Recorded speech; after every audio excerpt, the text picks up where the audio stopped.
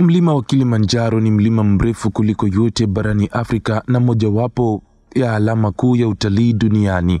Hupatikana katika mkoa wa Kilimanjaro, kaskazini mwa Tanzania, karibu na mpaka wa Kenya. Mlima huu huvutia watu wengi kutokana na upekee wake wa kuwa na theluji kileleni, ingawa uko karibu na ikweta. Asili ya mlima huu ni ya kijiolojia, ambapo ulitokana na mlipuko wa volkano zaidi ya miaka 750,000 iliyopita. Mlima Kilimanjaro una vilele vitatu vikuu, ambayo ni Kibo, Mawenzi na Shira.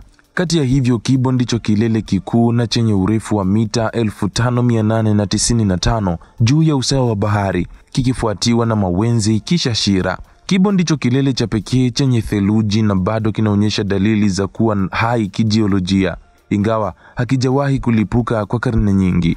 Wenyeji wa maeneo ya mlima wa Kilimanjaro, hasa Wachaga, walikuwa wakiujua mlima huu kwa muda mrefu. Kabla ya kuwasili kwa wageni kutoka Ulaya, walikuwa na majina yao ya asili kama Kilimanjaro na Kilimanjaro, wakimaanisha kuwa mlima wa kung'aa au mlima wenye theluji. Mnamo mwaka 1848, wamisionari wa Kijerumani Johannes Liebmann na Ludwig Klapp walielezea juu ya kuona mlima wenye theluji karibu na ikweta, jambo ambalo lilionekana kuwa la ajabu kwa wazungu wakati huo. Hata hivyo, mwaka 1889, Mjerumani Hans Meyer kwa kushirikiana na Masai aliyejulikana kwa jina la Yohani Lauo walifanikiwa kufika kilele cha Kibo na kuweka rekodi ya kwanza ya kupanda hadi juu kabisa. Jina Kilimanjaro lina asili inayobishaniwa, huku baadhi ya wataalamu wakiamini limetokana na maneno ya Kichaga au Kiswahili yenye maana ya mlima wa kung'aa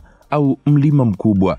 Mlima huu una umuhimu mkubwa wa kiutamaduni kwa jamii zinazozunguka, hasa Wachaga, ambao wanaamini kuwa ni mlima wa kiroho na makazi ya mizimu au miungu. Pia una umuhimu mkubwa kama kimaumbile kutokana na kuwa na maeneo makubwa matano yenye hali tofauti ya hewa, kuanzia misitu ya mvua hadi barafu na theluji kileleni. Maji yanayotokana na mlima huu yanalisha mito mingi na kusaidia kilimo katika maeneo ya nchi, hivyo kuwa chanzo muhimu cha maisha. Katika upande wa kiuchumi, mlima wa Kilimanjaro ni moja ya vivutio vikuu vya utalii nchini Tanzania kutokana na mapato makubwa kupitia ada za kupanda, huduma za hoteli na ajira kwa maelfu ya waongozaji wa mlima, wapishi na wasaidizi wa mizigo. Hifadhi ya Taifa ya Kilimanjaro Kinapa ndio inayosimamia mlima huu, na tangu mwaka 1987 umetangazwa kuwa urithi wa dunia na UNESCO. Watalii kutoka duniani kote huja kupanda, na shughuli hizi zimechangia zaidi ya dola milioni 50 kwa mwaka katika uchumi wa nchi.